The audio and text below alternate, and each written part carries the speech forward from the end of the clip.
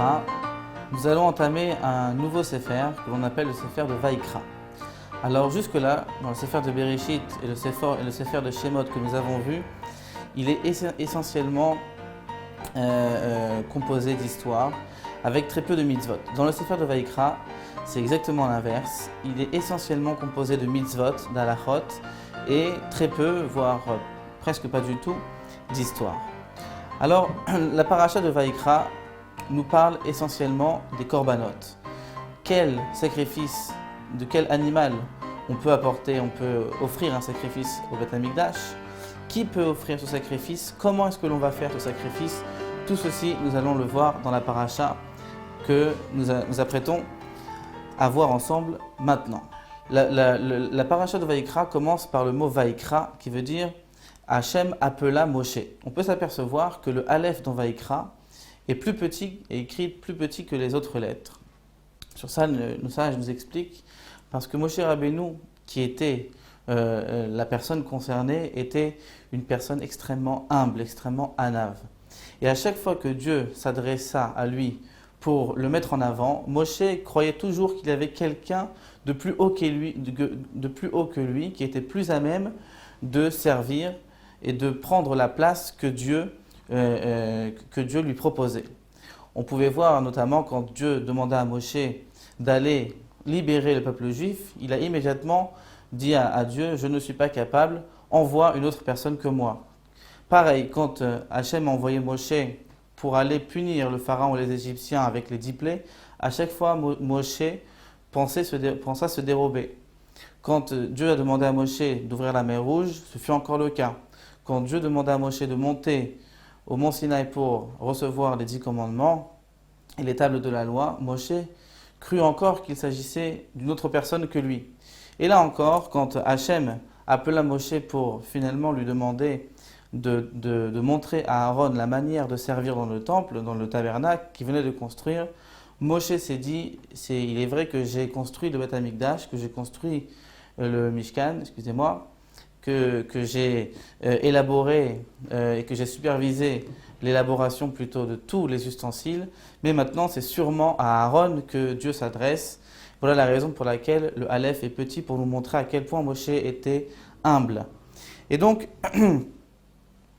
la Torah commence par nous enseigner la manière d'offrir un sacrifice.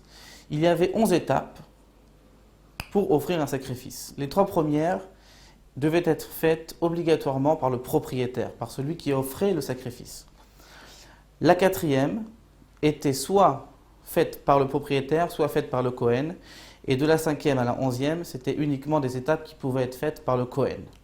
Alors, premièrement, la mitzvah était d'amener, il fallait que le propriétaire amène son sacrifice jusqu'au parvis du temple. Si le propriétaire laissait son mouton ou son animal chez lui et demandait au Kohen de le chercher, ça n'était pas bon, ça n'était pas de cette manière que le sacrifice devait s'accomplir. Il fallait que le propriétaire amène le sacrifice directement au Beth Amikdash.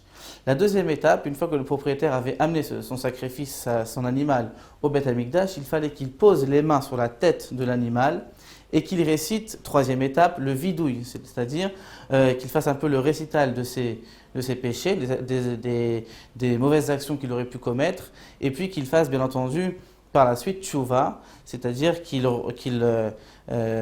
demande à Dieu de le pardonner et en promettant de ne plus recommencer les fautes qu'il avait pu commettre. Ensuite vient la 4e étape qui s'appelle la shrita. Cette 4e étape pouvait être faite soit par le propriétaire, comme on l'a dit, soit par le Kohen. Et à partir de la 5e étape, le Kohen prenait le relais. La 5e étape consistait à récupérer le sang de l'animal.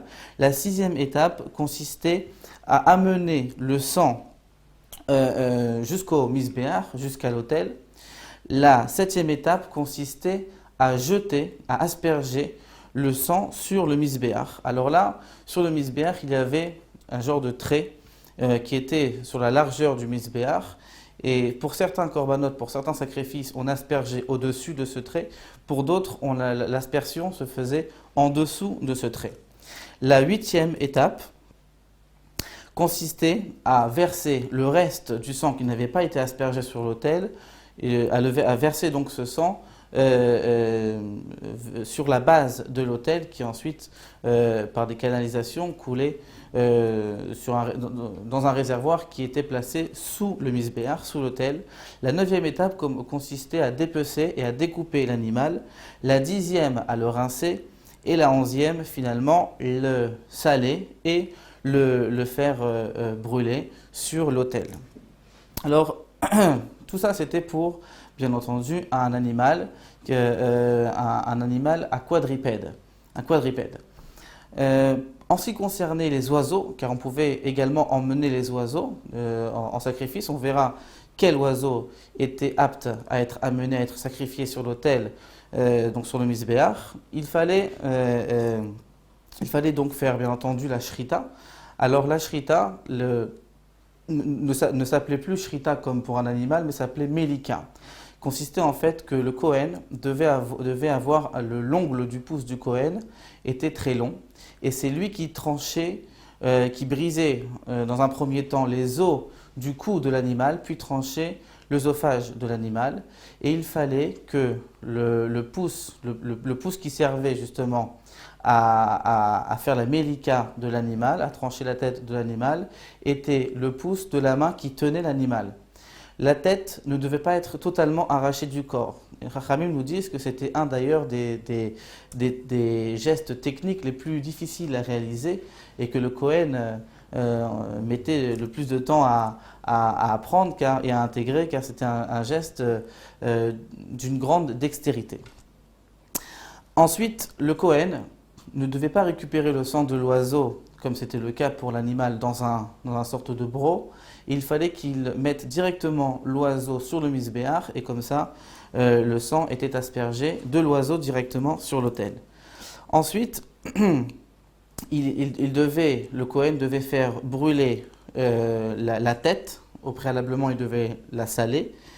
Et enfin, le Kohen devait faire brûler l'ensemble du corps de l'oiseau en ayant préalablement retiré les viscères et en l'ayant découpé en deux après l'avoir salé.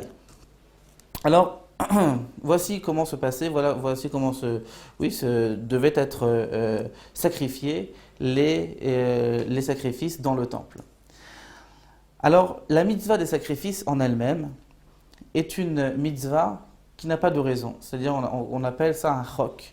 Dieu nous a demandé de lui sacrifier les animaux. Ce n'est pas que chas v'shalom, il manquerait quelque chose à Dieu, encore moins l'odeur d'un animal qui brûle. C'est évident que cette odeur ne manque pas à Dieu, mais c'est tout simplement un chok. Mais néanmoins, certains de nos sages ont essayé de nous donner des petites raisons, notamment le Rambam, qui nous dit que quand un homme verra ce que l'on fait à l'animal, il devra se dire « heureusement » qu'il y a un animal pour expier mes fautes, car si l'animal n'aurait pas pris mes fautes, tout ce que l'on fait à l'animal aurait dû normalement être fait à moi-même. Il y a une deuxième explication qui nous dit qu'en réalité, tout ce que l'on peut trouver de différent entre un homme et un animal est l'âme, puisqu'un animal vit et meurt, un homme vit et meurt. Alors si un homme commet une avéra, commet une mauvaise action, c'est obligatoirement le côté animal qui est en lui qui l'a fait commettre cette mauvaise action. Donc s'il ne fait pas de tchouva, s'il ne regrette pas ses péchés, eh bien il mourra comme un animal, c'est-à-dire il n'aura pas eu de véritable élévation spirituelle et sera resté au même niveau que l'animal.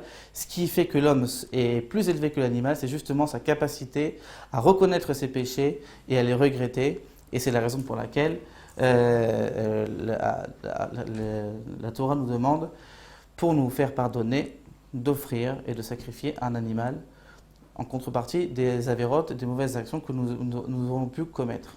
Quels animaux pouvait-on sacrifier sur l'autel ? Dans les quadripèdes, on pouvait sacrifier des bœufs, des moutons et des brebis. Chez les oiseaux, on pouvait sacrifier des petites tourterelles et des pigeons adultes. Il y avait également une offrande faite à base de fleurs de farine et d'huile que l'on décrira plus tard. Qui pouvait offrir le sacrifice ? Absolument tout le monde, y compris un non-juif idolâtre, pouvait offrir des sacrifices dans le temple. Alors les sacrifices se composaient en cinq parties principales. La première était le sacrifice de Ola. Ola était le meilleur des sacrifices. Ola était un sacrifice qui pouvait être entièrement brûlé. On pouvait amener un sacrifice Ola, que ce soit du gros bétail, du petit bétail, de l'oiseau ou bien alors tout simplement de la farine. Tout dépendait de la situation financière de la personne qui offrait le sacrifice. Un riche offrait du gros bétail, un pauvre du menu, etc. Jusqu'au très pauvre qui offrait de la fine fleur de farine avec de l'huile. Le Korban Ola pardonnait les fautes qui étaient en fait des mitzvahs positives que nous n'aurions pas faites. Par exemple, mitzvah positive de mettre les tefilines tous les jours. Si une personne n'a pas mis les tefilines, elle devra amener un Korban Ola. Deuxième faute, ce sont des mitzvot négatives qui nous amènent vers une mitzvah positive. Exemple, ne pas voler est une mitzvah négative, mais une fois que j'ai volé, ça m'amène à une mitzvah positive de rendre l'objet volé, ou si je ne l'ai plus, de le rembourser avec une petite amende.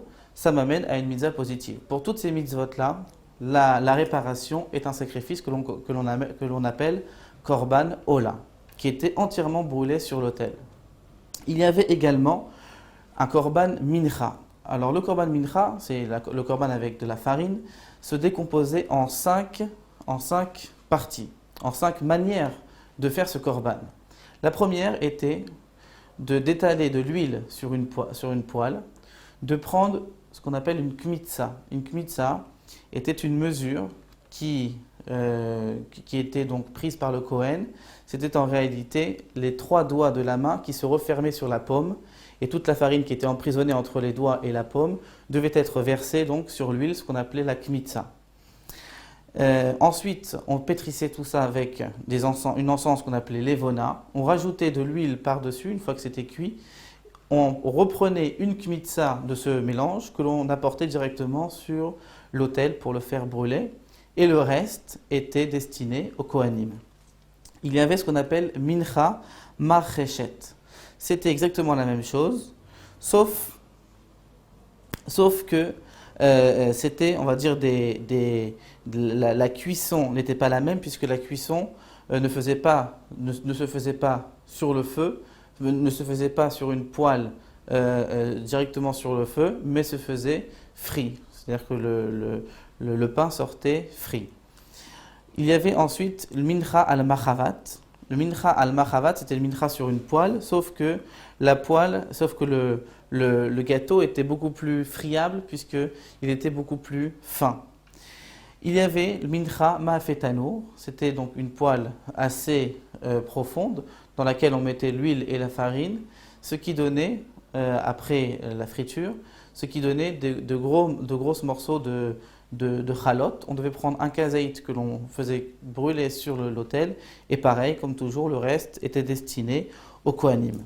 Et il y avait mincha, finalement, le 5e, mincha me'afetanour, qui donnait des rekik. Des rekik étaient comme des matzot croustillantes, qui étaient en forme de X, et que l'on offrait bien entendu sur l'autel, toujours de la même manière, avec des encens, avec du sel, et bien entendu sans levure, puisqu'il était interdit de faire des gâteaux chametz. Donc tous les gâteaux qui étaient faits sur l'autel, qui étaient offerts sur le misbéach, étaient des gâteaux qui étaient en réalité des matzot, et non du chametz.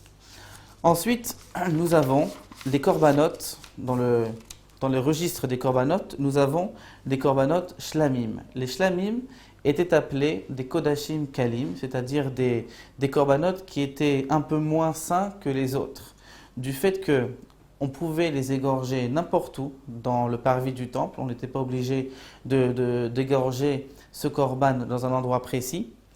Ce korban était mangeable non seulement dans le temple, mais également dans l'intégralité de la ville de Jérusalem. C'est-à-dire on pouvait le sortir du Beth Amikdash et on pouvait manger ce korban à Jérusalem. Pas besoin de rester dans le Beth Amikdash pour consommer ce korban.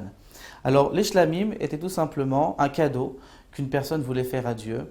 Donc il offrait un korban shlamim, et ce korban était mangé par le propriétaire, par les kohanim, et une partie était offerte sur l'autel pour Dieu.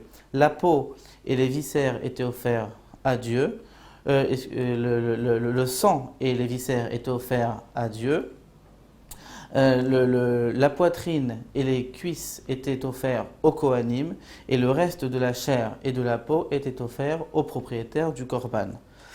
Il y avait ensuite le korban khatat, qui lui aussi se divise en plusieurs sacrifices. Le khatat était toutes les fautes négatives que l'on pouvait faire et qui nous amenaient à la transgression et qui nous amenaient à la punition de karet, c'est-à-dire du retranchement. Exemple, le fait de manger du pain pendant Pessah nous amène à la punition qui est retranchement, que notre âme est retranchée du peuple juif. Celui qui mange Kippour est également retranché du peuple juif. Il y a comme ça 43 interdictions qui nous amènent à la punition de retranchement, la majorité étant des relations interdites. Alors, ce khatat-là était ce qu'on appelle Kodesh Kodashim. C'était des corbanotes qui faisaient partie des corbanotes très saints, que l'on donc n'égorgeait pas n'importe où dans le parvis. On devait le sacrifier sur du côté nord de l'autel, et ce korban-là était offert une partie pour Dieu sur l'autel et une partie pour les kohanim. Le propriétaire n'en avait rien. Toujours sur le korban khatat, il y avait ce qu'on appelle par Kohen HaMashiach. Si le Kohen Gadol faisait délibérément une mitzvah négative qui amène à une karet, bien entendu, sans intention de faire la avera, pensant qu'il était permis de commettre cette action, il devait amener ce qu'on appelle le par Kohen HaMashiach, un korban khatat, pour se faire pardonner. Il y avait également par Elem Davar. Si le Sanhedrin, c'est-à-dire le tribunal rabbinique à l'époque, a enseigné une halakha qui était fausse, donc par laquelle l'ensemble du peuple d'Israël a fauté, toujours par une transgression qui a amené à la punition de karet, qui est le retranchement du peuple juif, on devait également amener un korban khatat. Il y avait également le khatat hanasi. C'était ici le président du peuple juif, donc on pouvait également prendre le roi. Si le roi avait fauté, toujours sur une faute ou avait enseigné une halakha qui n'était pas correcte et qui avait amené ceux qui l'ont accompli, ceux qui l'ont commis à la punition de karet, de retranchement, il y avait toujours donc l'obligation de ramener ce khatat. Il y a également ce qu'on appelle un khatat olé veyored, c'est-à-dire un korban khatat, un sacrifice khatat, qui pouvait être malléable selon les revenus de la personne qui amenait. Donc si la personne était riche, il pouvait amener un bœuf. S'il était un peu moins riche, il pouvait amener jusqu'à des oiseaux. Alors, ce korban khatat de olé veyored était principalement sur 3 fautes que la personne aurait pu faire. Le fait de mentir en prononçant le nom de Dieu, de faire un serment en prononçant le nom de Dieu exprès, c'est-à-dire qu'on mentait délibérément, on savait très bien qu'on mentait. La deuxième, c'est on pensait pertinemment dire la vérité, et donc on a fait un serment, et puis plus tard on s'est rendu compte qu'on a fait ce serment avec le nom de Dieu, mais c'était un serment à faux, et c'était un serment qui se révélait faux. Et la troisième, c'est celui qui pénètre dans le Beth Amikdash ou dans les endroits où il faut rentrer pur, tout en étant impur. Donc pour ces 3 fautes-là, il y avait le khatat, ce qu'on appelle le korban olé veyored.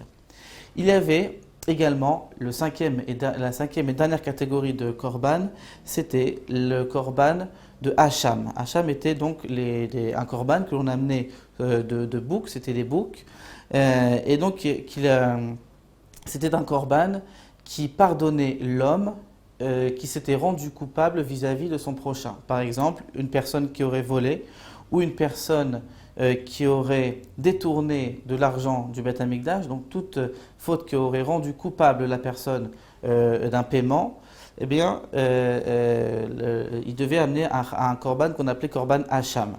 Ou bien alors, comme on le verra dans la paracha Shemini ou dans la paracha de Kodashim, celui qui faute avec une shifra haroufa, c'est-à-dire une servante qui est moitié servante, moitié libre. Donc cette personne devra également amener un korban hacham.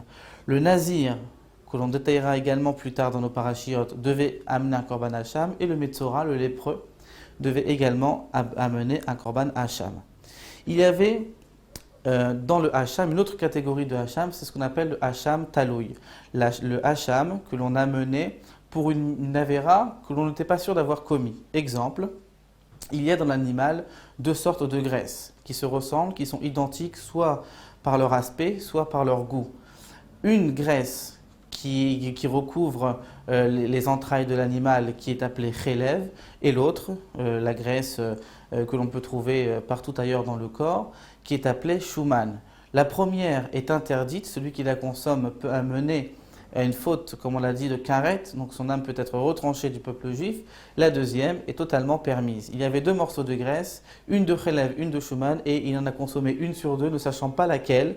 Est-ce que celle qu'il a consommée était l'interdite ou la permise? Il devait apporter un hacham qu'on appelle hacham talouy, c'est-à-dire un hacham qui était offert par doute, dans le doute d'avoir fait cette avéra. Ensuite, dans la paracha de Vaïkra, on trouve la mitzvah qu'il fallait donc amener avec chaque korban, avec chaque sacrifice, il fallait obligatoirement y ajouter du sel. Voilà ce que l'on peut trouver en gros dans la paracha de Vaïkra. Les corbanotes devaient également être sans défaut. Une petite écorchure à la lèvre ou sur une paupière d'un animal rendait la bête invalide pour le sacrifice. Et bien entendu, la paracha termine en nous expliquant la manière dont le Kohen devait faire brûler les graisses et quelles parties devaient être brûlées sur l'autel. Il y avait une petite différence entre le gros et le menu bétail. Le menu bétail était également brûlé avec sa queue et toute la graisse et la colonne vertébrale qui était rattachée. Shabbat Shalom.